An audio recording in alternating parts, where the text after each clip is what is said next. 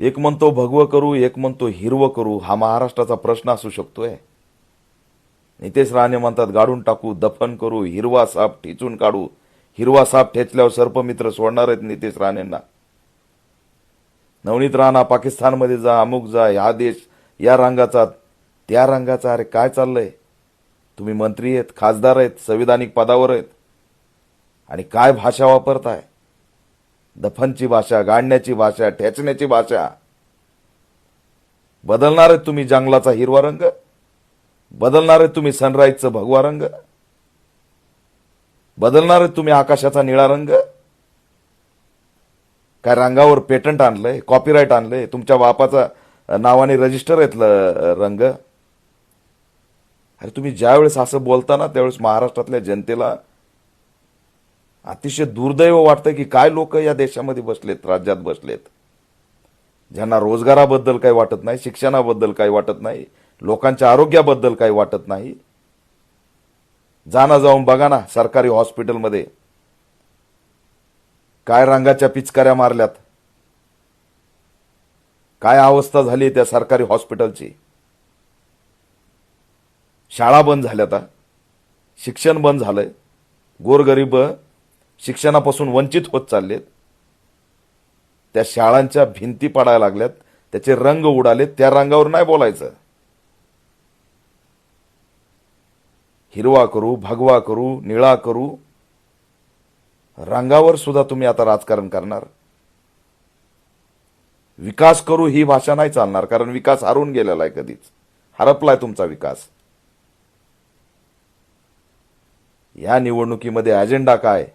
तर रंगाचा अजेंडा. किती दिवस जनतेची दिशाभूल करणार आहेत? नितेश राणेंची भाषा बदलणार आहे की नाही? नवनीत राणा, नितेश राणे, तुमच्यामध्ये हिंमत असेल तर भाजपच्या झेंड्यातला हिरवा कलर काढा. तुमचा पक्ष तेवढा हिरवा तरी कलर काढणार आहे का? मग कशाला नाटकं करताय? निवडणुकीच्या काळामध्ये हिरवा गळ्यामध्ये टाकून भगव्यासोबत फिरलात आणि आता हिरवा आणि भगवाचं भांडण काढताय. असेल हिंमत तर तुमच्या झेंड्यातून काढा हिरवा रंग. लाज वाटली पाहिजे. महाराष्ट्रामध्ये शेतकऱ्यांच्या आत्महत्या होत आहेत, परिस्थिती बिकट आहे, महिलांवरती अत्याचार होतोय. 13 वर्षाची 12 वर्षाची मुलगी नवोदय विद्यालय लातूरमध्ये मारून टाकली. 4.5 वर्षाच्या चिमुरडीवरती बलात्कार झालाय. नवनीत राणाचं स्टेटमेंट कुठे आहे? नाही, इथं तुम्हाला रंग दिसला नसेल ना. रंग दिसला तर ठेचायला पुढे येता. हिरवा साप ठेचू म्हणे. सर्पमित्र सोडणार आहेत तुम्हाला? आहे तुम्हाला शासनाची परवानगी साप ठेचण्याची?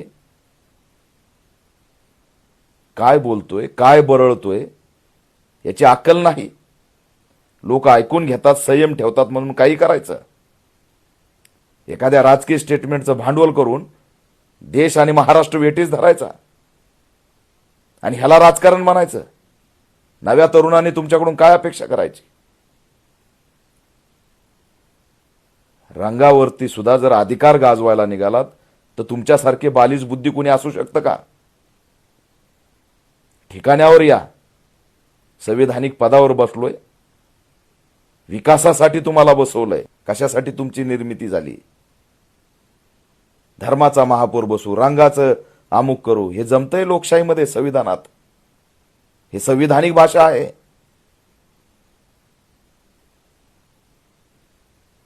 दुर्दैव आहे की असे राजकारणी या महाराष्ट्रामध्ये आहेत.